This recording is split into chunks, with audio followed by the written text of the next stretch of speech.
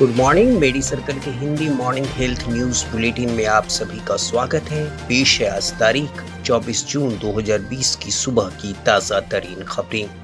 भारत में कोरोना संक्रमितों की संख्या 4,56,062 हो गई है। मंगलवार को 15,600 नए मरीज मिले। हालांकि 10,000 से ज्यादा मरीज ठीक होकर घर लौट गए। दिल्ली में एक दिन में सबसे ज्यादा 3,947 लोगों की रिपोर्ट पॉजिटिव आई। राजधानी में अब तक संक्रमित लोगों की संख्या 66,000 तक पहुंच गई है। महाराष्ट्र में मंगलवार को 3,214 नए मरीज सामने आए। वहीं 248 लोगों की मौत हुई। राहत की बात यह है कि देश में कोरोना का रिकवरी रेट अब 6% से बढ़कर 56.38% हो गया है।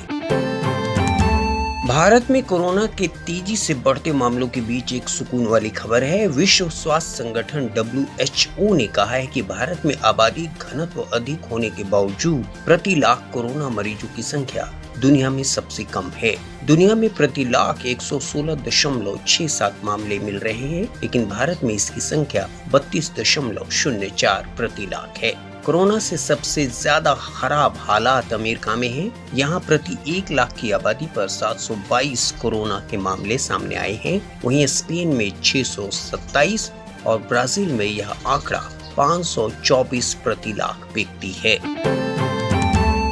गुरु बाबा रामदेव की पतंजलि ने कोरोना वायरस की दवा कोरोनिल को लेकर सरकार के सामने अपनी जानकारी पेश कर दी है। पतंजलि ने कहा है कि यह एक कम्युनिकेशन गैप था जो कि अब दूर हो गया है। पतंजलि ने मंगलवार को कोरोना वायरस का इलाज का दावा करते हुए कोरोनिल दवा को बाजार में लॉन्च किया था।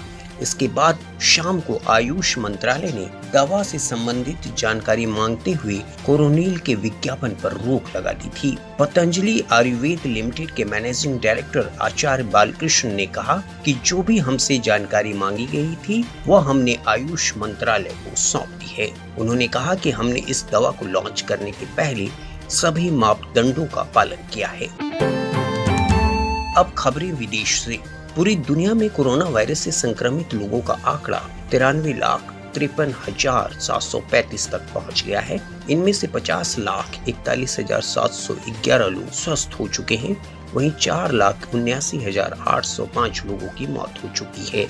अमेरिका की health expert doctor Anthony Fauci ने देश में संक्रमण के दूसरे लहर की आशंका जताई है।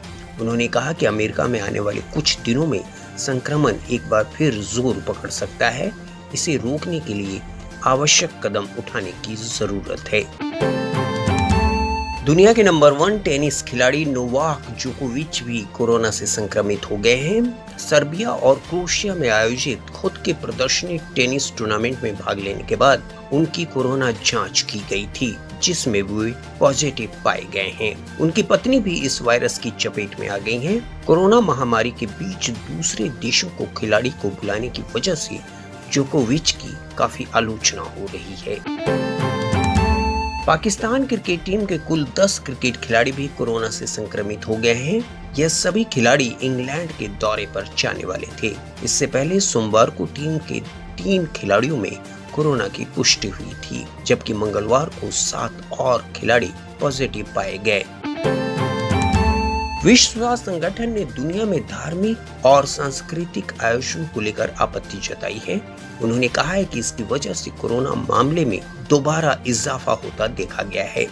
उनका मानना है कि ज्यादा आबादी वाले देशों में कोरोना वायरस के संक्रमण के फैलने के खतरे ज्यादा हैं। संगठन के आपात स्थिति के प्रमुख माइकल रियान ने कहा कि कोरोना मामले इसलिए बढ़ रहे हैं क्योंकि महामारी एक ही समय में कई ज्यादा आबादी वाले देशों में फैल रही है। मॉर्निंग बुलेटिन में फिलहाल इतना ही। इवनिंग बुलेटिन के साथ एक बार फिर हम दिन भर की ताज़ा अपडेट से आपको अवगत कराएंगे।